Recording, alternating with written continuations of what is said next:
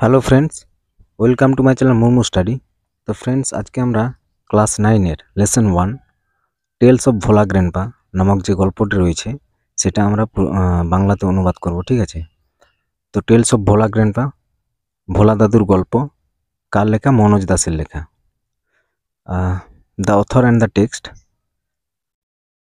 দেখো, Manoj Das, born in 1934, is an Indian award-winning bilingual writer who writes in Odia and English. তাহলে মনোজ দাস, তার জন্ম হয়েছিল 1934 সালে, একজন ভারতীয় পুরস্কারপ্রাপ্ত দ্বিভাষিক লেখক, মানে দুই ভাষায় প্রকাশিত দ্বিভাষিক লেখক, যিনি ওড়িয়া এবং ইংরেজিতে দুটি ভাষায় লেখেন। He has written many novel, short stories, poems, travelogues and articles on history and culture. তাহলে ইতিহাস ও সংস্কৃতি নিয়ে তিনি অনেক উপন্যাস, ছোট গল্প, কবিতা, ভ্রমণ কাহিনী এবং নিবন্ধ লিখেছেন।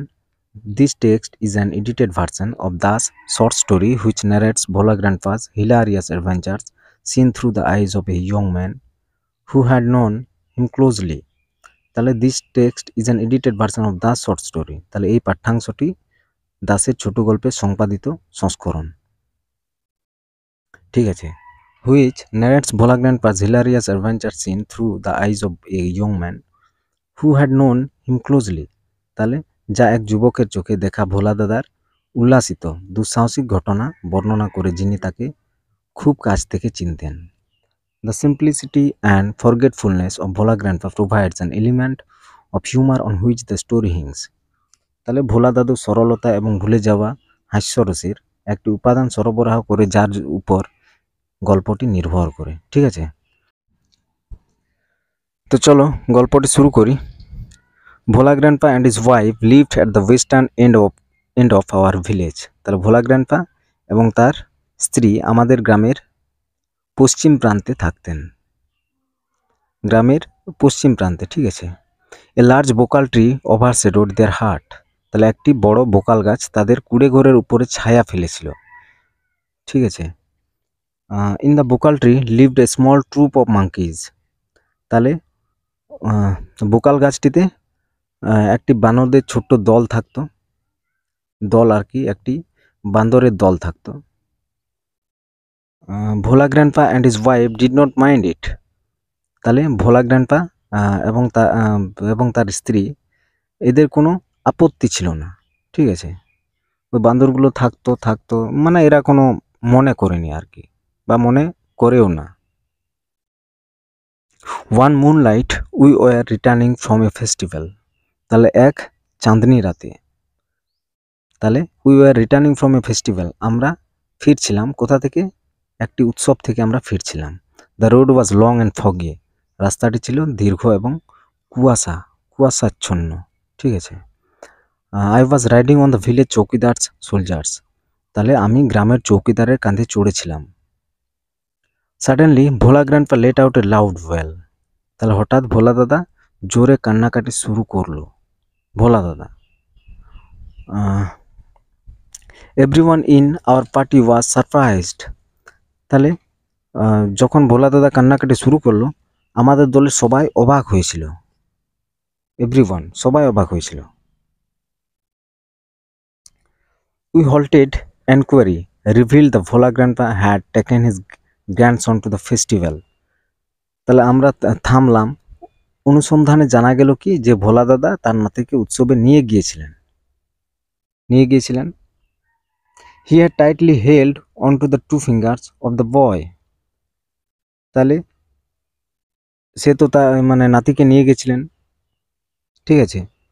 আর তারপর সে শক্ত করে, মানে তার নাতির ছেলেটির দুটি আঙুল শক্ত করে চেপে ধরেছিলেন। He did not realize when those finger slipped out. সে বুঝতে পারেনি, ভোলা দাদু বুঝতে পারেননি কখন সেই আঙ্গুলগুলি পিছলে গিয়েছিল। Bhola grandpa was continuing as before. Bhola দাদা আগের মতো চালিয়ে যাচ্ছিলেন, ঠিক আছে? Then someone asked Bhola grandpa what he was gripping. তারপরে কেউ ভোলা দাদাকে জিজ্ঞাসা করেছিলেন তিনি কি ধরে আছেন।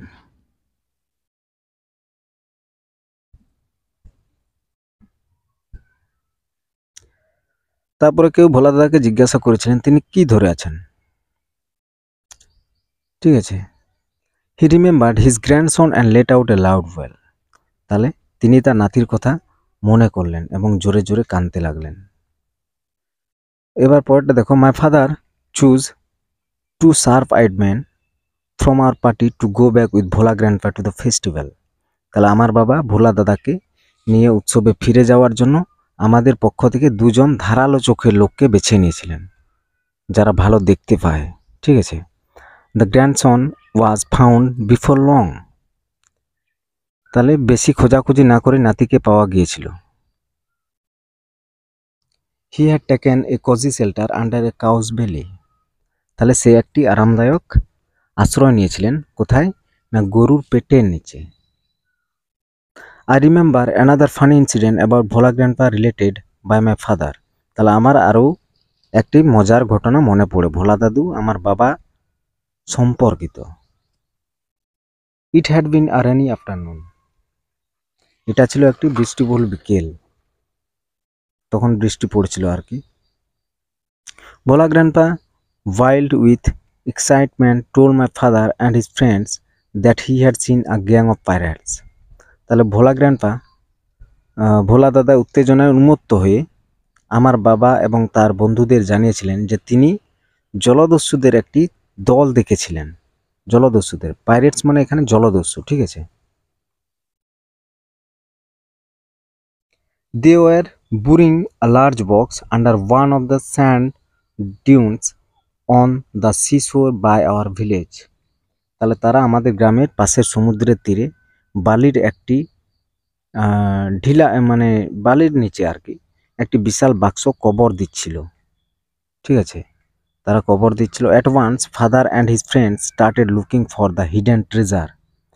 সাথে সাথে বাবা এবং তার বন্ধুরা লুকানো লুকানো যে ওই ট্রেজার মানে লুকানো জিনিস আর কি, লুকানো ধন সন্ধান করতে শুরু করেছিলেন।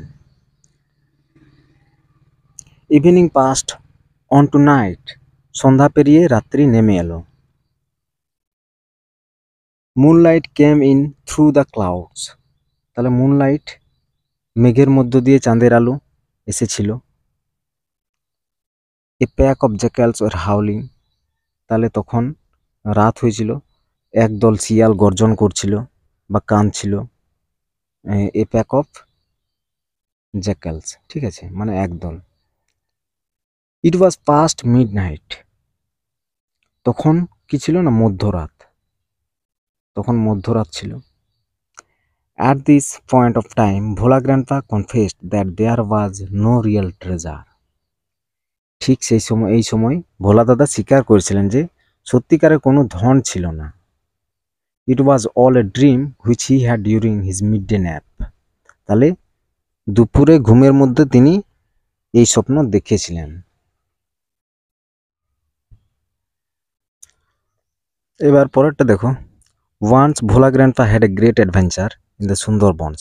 তাহলে একবার ভোলা দাদা বা ভোলা দাদু সুন্দরবনে দুঃসাহসিক কাজ করেছিলেন। In those days royal Bengal tigers freely roamed the dense jungles of the Sundarbans. সেই দিনগুলিতে রয়্যাল বেঙ্গল টাইগাররা সুন্দরবনের ঘন জঙ্গলে মানে ঘুরে বেড়াতো আর কি। People took care to move about only in groups, particularly after sundown.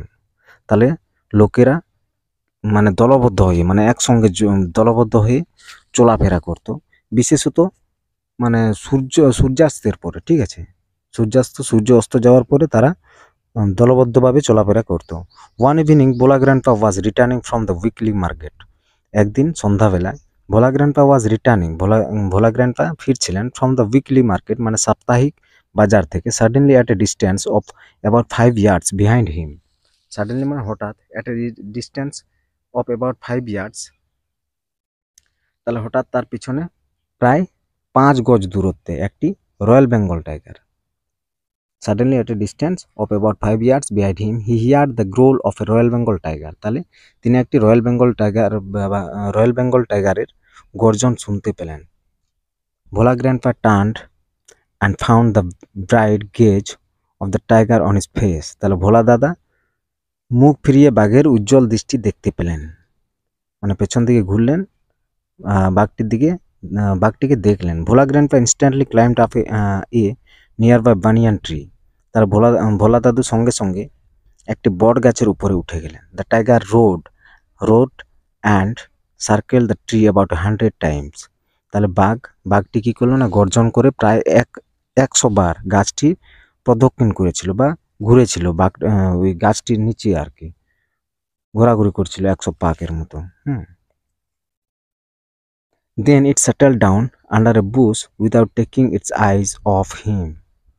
তারপরে চোখ না সরিয়ে এটি একটি ঝোপের নিচে স্থির হয়ে বসে পড়ল, মানে বাঘটি নিচে একটি ঝোপের মধ্যে বসে পড়ল।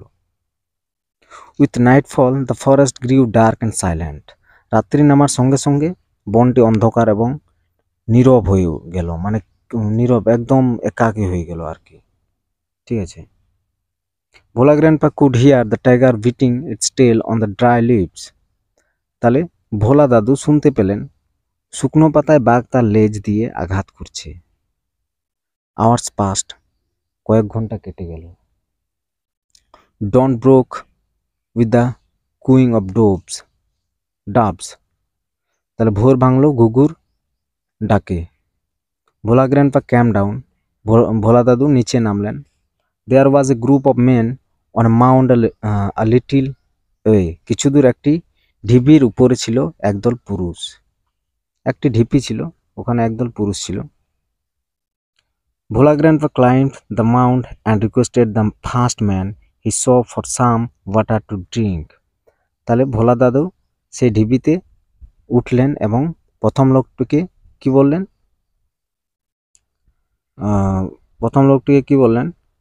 For some water to drink, মানে কিছু জল, খাবার জন্য কিছু জল। ঠিক আছে, প্রথম লোকটিকে বললেন যে খাবার জন্য কিছু জল অনুরোধ করলেন। The man had seen the tiger waiting. লোকটি বাঘকে অপেক্ষা করতে দেখেছিল। হি ওয়াজ মাচ বিউইল্ডার্ড। সে খুবই হতবাক হয়েছিল লোকটি আর কি। What is your secret that you simply walk past the hungry beast and it did nothing, he asked Bhola grandpa. সে ভোলা দাদুকে জিজ্ঞেস করলো, হোয়াট ইজ ইউর সিক্রেট, মানে আপনার রহস্যটি কি, যে আপনি একটি ক্ষুধার্ত জন্তুর পাশ দিয়ে হেঁটে পার হয়ে আসলেন এবং এটি কিছুই করেনি। তিনি সেটা ভোলা দাদুকে জিজ্ঞেস করলেন। The tiger was stretching its limbs and ইয়ার্নিং। তাহলে বাঘটি তার অঙ্গগুলি প্রসারিত করছিল এবং হাই তুলছিল। Then Bhola grandpa remember the tiger and looked at it. তারপরে ভোলা দাদু বাঘের কথা মনে করে তাকালেন। Bhola grandpa almost lost his senses in fear. Bhola দাদু ভয়ে প্রায় তার হুঁশ হারিয়ে ফেললেন। He ran back home. তিনি ছুটে গেল বাড়িতে। Half a century later Bhola grandpa left us forever one morning at the age of 95। তাহলে কি বলছে, অর্ধ শতাব্দী পরে, হাফ এ সেঞ্চুরি মানে অর্ধ শতাব্দী পরে, ভোলা গ্র্যান্ডপা লেফট আস, ভোলা দাদু আমাদেরকে ছেড়ে চলে গেল। কত বছর বয়সে না, 95 বছর বয়সে এক সকালবেলা আমাদেরকে ছেড়ে চলে গেল। হিজ 80 ইয়ার ওল্ড ওয়াইফ, 80 ইয়ার তার 80 বছরের স্ত্রী, ল্যামেন্টেড মাচ তার 80 বছরের বৃদ্ধা স্ত্রী বিলাপ করেছিলেন। সি সেড উইথ এ সাই, তিনি দীর্ঘশ্বাস পেলে, সাই মানে দীর্ঘশ্বাস পেলে। ঠিক আছে, তাহলে সি সেড তিনি বললেন, উইথ এ সাই তাহলে তিনি দীর্ঘশ্বাস ফেলে বললেন, the old man must have forgotten to breathe. বৃদ্ধ লোকটি অবশ্যই শ্বাস নিতে ভুলে গেছে। ঠিক আছে, তো আজকে এই ছিল পড়াটা। তো কেমন লাগলো, যদি ভালো লাগে থাকে তাহলে অবশ্যই ভিডিওটি লাইক করবে। আর যদি কোনো যদি প্রবলেম হয় তাহলে অবশ্যই কমেন্ট বক্সে কমেন্ট করে জানাবে। আর তোমাদের যদি অন্য পড়া আরও দরকার এরকম, তাহলে কমেন্ট বক্সে জানাবে। ঠিক আছে, সবাইকে ধন্যবাদ। Thank you for watching.